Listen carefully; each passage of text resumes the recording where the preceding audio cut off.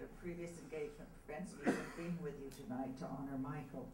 This little note contains just a fraction of what I would say if I were present. I'm hoping it will convey how much I loved your dear spouse and what an extremely special and unique human being he was. You, Michael, Blake, and I have been friends for something like 40 years or more, and in all that time I don't think we had anything less than a wonderful relationship. How many birthdays, Christmases, dinners, graduations, opening nights, and holidays have we shared? But that's another story. Quite simply, Michael was one of the dearest men I have ever known, excuse me.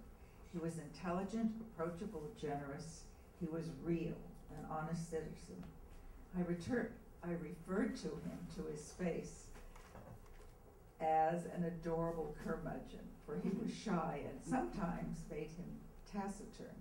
Mostly he was pretending, for if we teased him, his mood would soon be laughed away. Michael was an observer. He was wise. He saw the world as it was, with all its silly, cockeyed human folly.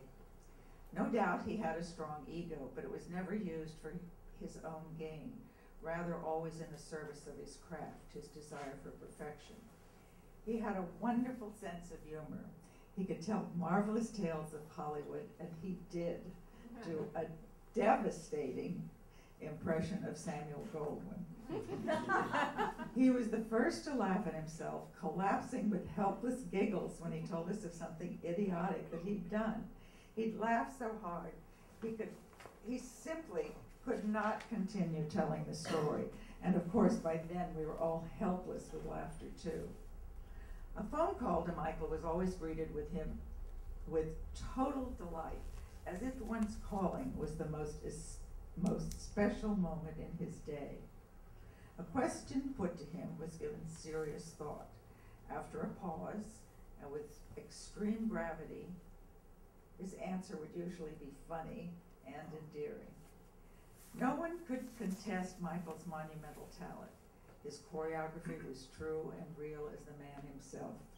His choices frequently showed humanity at its best, transforming simple, everyday acts into original, unique dance.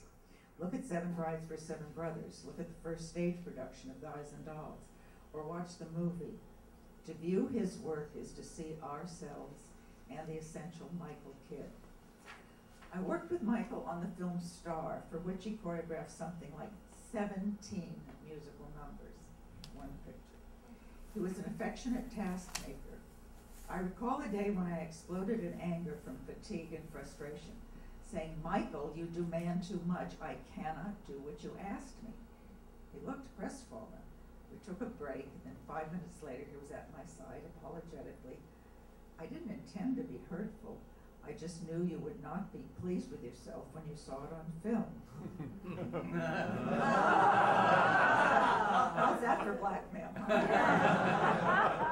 I looked at him for a moment, said, "Oh," and got up and did the shot properly. I know which shot it was. It was in Burlington Birdie, and Julie was lying on the ground with her hands behind her head, her feet crossed, and she had no. I can hardly do my hands behind my head. With her feet crossed and having to hold her feet up in the air. That hurts my muscles just to think about it. And they did it several times, so I thought, oh, that's not easy. For a dancer, let alone a singer. Anyway, Michael conceived and staged my act for an appearance in Las Vegas. He directed a television special that we made in Japan. It was a memorable trip, and we were quite proud of the end result. He won the hearts of everyone who worked on the show, even though most of the crew didn't speak English, and he needed a translator. That story's about that, but no time. He was a mentor. He would critique my concerts for me. I asked for his advice often, and trusted him completely. He always told the truth, lovingly showing me a clear way to make something better. Toward the end of his life, I begged, bullied, pleaded with Michael to let me interview him on video. I even made Blake and Michael promise that they would film each other, but it was to no avail. Unfortunately, we did not have a chance to do it. It would have been grand. On my desk, I still have a list of the questions I would have asked him. I sense Michael's presence as I write this, Sheila. Friends like him are 1 in a million. One feels blessed. The best part is they never go away. All my love, Jules.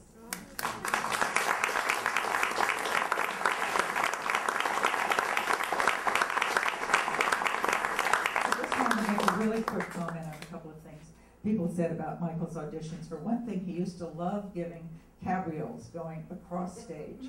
And I can remember his always say, bring the bottom leg up to the top one, not the top one down to the bottom leg. And then another time when all these people were talking about exhaustion, I was understudying Gwen Verdon in Can-Can. And it was in the quadrille, which is a very hard number. And we were all sitting around on stage while Gwen was dancing, and she had to go upstage. There was a dancer named Arthur Partington, a very tall fellow, and she ran toward him, jumped up, and put her legs straight out around his hips. He fell back, and she did a walkover. And I was sitting on the floor, and we were all watching. And I realized the minute she did the walkover that she had fainted. But I didn't want to look like the over-anxious understudy. So I could have gotten up like that, but I